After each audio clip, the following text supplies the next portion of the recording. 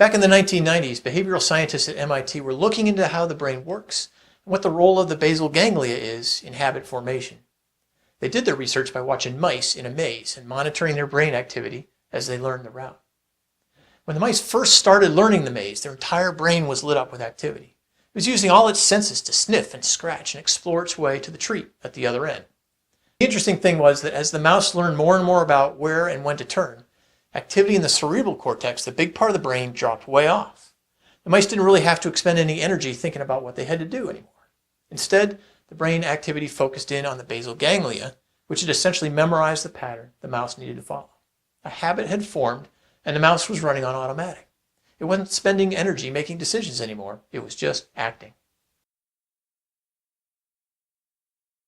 How does the brain know when to stop thinking so hard and just fly on autopilot? I'll put more about this in the workbook, but the short version is there are 3 steps. First, there's a cue. Something triggers you to do something. Second, there's a routine you perform right after the cue. And third, and most important, there's a reward. That's something good that happens when you do the routine after the cue. Every time you go through this cycle, your brain recognizes that the sequence leads to good things happening, so it stops trying to evaluate it, and it just does it. So if we can get a good pattern of activity going involving cues, routines, and rewards, eventually we don't even have to think about doing it anymore. It just happens. We take the decision out of the loop and go straight into execution of the thing we need to do. I'll use myself as an example.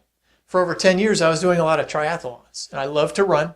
Biking is a strength that I enjoy, but swimming, let's just say, don't look for me where all the fast fish are swimming. Swimming was my broccoli. So following some of the tips we've already talked about, I did it first thing in the morning on Mondays, Wednesdays, and Fridays. The alarm would go off at 4:45, that's the cue. And by 5:30, I was in the pool. I was the first one there and I was putting in my laps. That's the routine. After which I got a free cup of coffee on the way out the door. That was the reward. I took a break from racing triathlon, but 6 months after I had stopped racing, I was still going to the pool 3 mornings a week. The habit of swimming had become so deeply ingrained that even when the need to train in the pool went away, I was still putting in those laps. Establishing good habits can be a very powerful way to keep you on track towards your goal.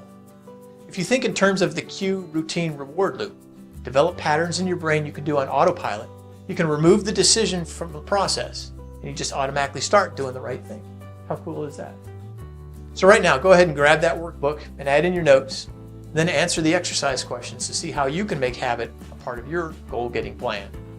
When you're done, I'll meet you back here and we'll switch from the focus about what we're thinking to what other people are thinking and how that can drive us towards amazing accomplishment.